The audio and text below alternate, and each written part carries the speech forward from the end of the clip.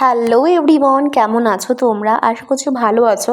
তোমরা আমার ব্লগ তো দেখো না, তবুও তোমাদের সাথে আমি চলে এসেছি যে ব্লগ শেয়ার করতে। যদি ভালো লাগে একটা লাইক, কমেন্ট, শেয়ার, সাবস্ক্রাইব করে দিও। তো এখানে দুপুরবেলা বাচ্চারা শুরু করেছে আলু কাবলি খাবো বলে, ওরা কাজকর্ম শুরু করে দিয়েছে। তো এখানে আলুটা ওরা সেদ্ধ করেছে, তারপর মশলাগুলো করেছে সবাই মিলে। তো এখানে হচ্ছে আলুগুলো কাটিং চলছে। তো চলো দেখতে থাকো। এখানে আমি বকবক করছিলাম যে দেখো গাইস, আলুটা কেটে নিয়েছে। পাশ থেকে নন্দ যে এত কথা বলে গুরুত্ব গেঞ্জি, ও যা একটা হাসির কথা বলছিল, ভীষণ ফানি লাগে। তো এখানে পরপর চলো কি করছি তোমার সাথে শেয়ার করছি, ঠিক কীভাবে বানাচ্ছি। ফার্স্ট টাইম বানাচ্ছি, তো ভুল হলে তোমরা বলে দিও। হাতা দিয়ে আমি এখন করছি এই নুন দিচ্ছি, সরি। তো ছোটোবেলায় কিন্তু এগুলো আমরা করতে থাকতাম, এখনও সেই মানে রয়েই আছে। মাঝে মাঝে আমরা পিকনিক করে থাকি, ভালো মাঝে তোমাদের সাথে শেয়ার করি। তো দেখতে পাচ্ছ পরপর দিয়ে দিয়েছি ছোলা সেদ্ধ, তারপর ধনেপাতা কুচি, পেঁয়াজ কুচি, লঙ্কা কিন্তু আমরা মশলার মধ্যে দিয়েছি, পেঁয়াজ কুচিটা বেশি করে দিয়েছিলাম। তারপর দেব লেবুর রস, গন্ধরাজ লেবুর রসটা ভীষণ ভালো ছিল, সেই গন্ধরাজ লেবুর রসটা দিচ্ছি।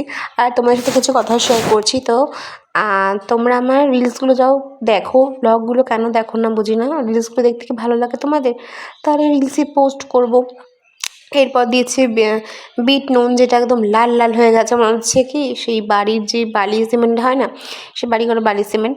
আর এর মধ্যে এবার দেবো তেঁতুলটা না একটু কম হয়ে গেছিলো, আর একটু হলে ভীষণ ভালো বেশি হতো। তো যাই হোক, এখানে মানে এত এরা টক ভালোবাসে দুই ভাই বোন, তো ওদের দেখে তো মানে সবারই বেশ ভালোই লাগে।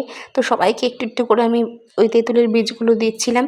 তো ওদের তো মানে জিভ একদম লাল লাল করছিলো, এরকম যে হাসাচ্ছিলাম। আমার নিজেরই এখন দেখে এত ইয়ে লাগছে, কি বলবো। তো তারপরে এই যে লেবুর রস, তারপর আবার দিয়ে দিলাম, কারণ কম কম লাগছিল মনে হলো। তো এবার দেবো মশলা, ভাজা মশলা। এখানে রয়েছে ধনে গুঁড়ো আর শুকনো লঙ্কা পোড়ানো পোড়ানো, মানে কড়াইতে একটু তেলে, মানে সমস্ত তেলে একটু বেটে নিয়েছিলাম। তো এখন হাতের সাহায্যে মাখছিলাম, বাট দেখলাম যে হাতের সাহায্যে মাখলে ভালো হবে। তো হাতের সাহায্যে ভালো করে মেখে এবার মশলাটা পুরোটা দিয়ে ভালো করে মেখে, আমার খেতে ইচ্ছে করছে। তো এর মধ্যে তারপর দিয়ে দিয়েছিলাম সবাইকে একটু একটু করে টেস্ট করার জন্য।